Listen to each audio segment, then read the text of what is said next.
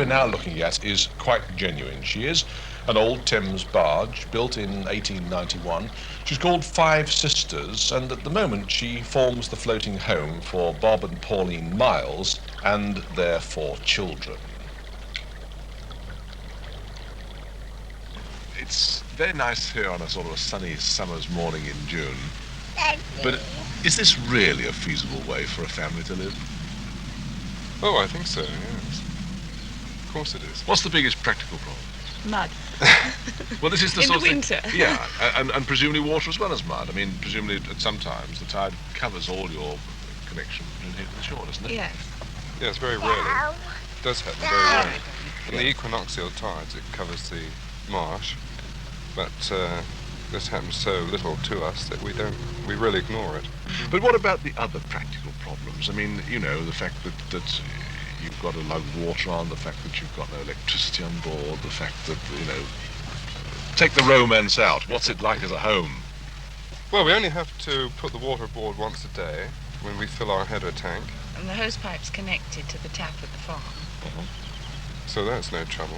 The electricity is the main thing we miss, but only for the household implements like vacuum cleaners and washing machines. Apart from that, it's all right. We've got 24-volt system for lighting, and tilly lamps, which we use mostly. So really, it means Pauline can't have a washing machine, you can't have a vacuum cleaner. It means that Bob goes to the laundrette, and it means... Maybe better. Maybe better. I now begin to see the advantages. Yeah. And it means that I have to use a carpet sweeper instead of a vacuum cleaner, really. And I iron on the Rayburn using an ordinary iron, but getting it hot with the fire. Sure. In other words, really, you've moved the clock back domestically to the beginning of the century. I suppose so, but we call it getting round problems. Well, it's certainly true that you can get over the practical day-to-day problems, but there is just one big problem which is much more difficult to get over, and that is the fact that it's becoming progressively more and more difficult for boats such as the Five Sisters to find a permanent home, moorings which indeed will endure. I mean, it seems to be almost a deliberate attempt to sort of get this kind of way of living rubbed out. Admittedly, many houseboats are terribly tatty and should be blown up, in my opinion, but I mean, this is rather different, isn't it? Yes. Yeah, I think so, yes. But do you feel that you are being pushed about and deliberately sort of victimised? No, not yet. Not yet. It's around the corner. I think it's possible, yes. We haven't really...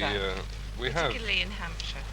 We've approached the harbour board in Southampton before the river was handed over to the Hampshire Authority. Yes. And being told that their policy is to stop people living on the river.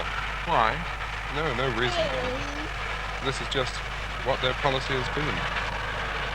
So really the whole thing is extremely uncertain. I mean, you have to face the fact, if you choose this way of life, that your whole way of life can be totally turned upside down. This is only our position at the moment. It could change.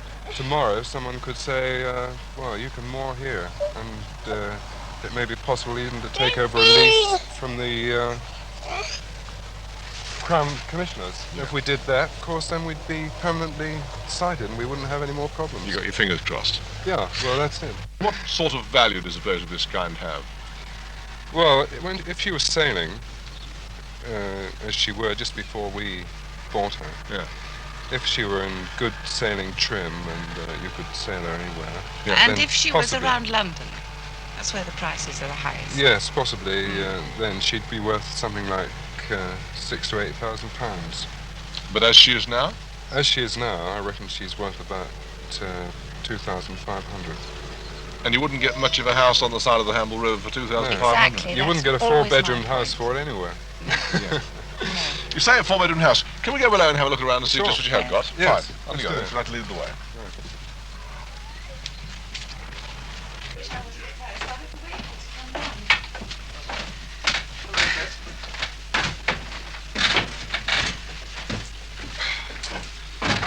Saloon. Oh, we've got another member of the family coming down now as well. Hello. Can you? Yeah. Come on. Yes, this is what, the lounge, the dining room? This is the saloon living room, if you like, yes. Yeah. We've done a lot of alterations since we took the boat. My husband has, anyway. We made it into one room and took out a bulkhead there. Yeah. Forward is the galley. Yeah. And the dining area, which is just underneath the side there. Complete with yet another miles child with the carry cost. Yes. This here is the short distance we have to come under the mast deck. Yep. We have to bend down. Now, what was this originally? This was not This was a forward hold. Yes. the hull. Yeah. Yes. See, these are the hatches. These are the original hatches, which lifted off to let the cargo come in and out, of course. Yeah. And were all these deck lats in, or have you put these in? No, they were in when we had it, but they weren't in originally. Not originally. They were put in with a conversion into a barge yacht. yacht. That's the word. Yeah. Yes. And then forward here, just the forecastle with nothing going to it. The forecastle, that's in the process of being made into a bedroom now. So you will have, when you've finished, 1, 2, 4. Four bedrooms. Yes. And right aft is the master's cabin, which is the original accommodation. The master and the mate slept there. The forecastle, which is being converted now into one. Yeah. And the workshop, which is now a workshop, but which was originally a bedroom, and will return to being a bedroom as soon as all the work is done. Yeah. And presumably, of course, you could sleep somewhere in the saloon as well if you wanted to. Oh yes, we can sleep 2 in the saloon, or so as many as you can get across the floor. Accommodation is the least of your problems. Oh yes. Well, it's all absolutely marvellous, I must say. I think you've got a lovely home. And we better go away and leave you now, I think. Do you know something? I've never been any higher up the Hamble River than this. Well, it's really beautiful. Is it? There's no houses, and it's just trees and woodland and river and water And more skiers. trees. And water skiers, yes. No, we might be lucky. Thank you both very much indeed. Pleasure. Pleasure. Very nice. And see you. It's a lovely day for you today. Super. Yes. Bye-bye. Bye-bye. Bye-bye. Let's then go up the river and see what we can see, and see particularly perhaps if the water skiers are about. So here we go, off up the Hamble.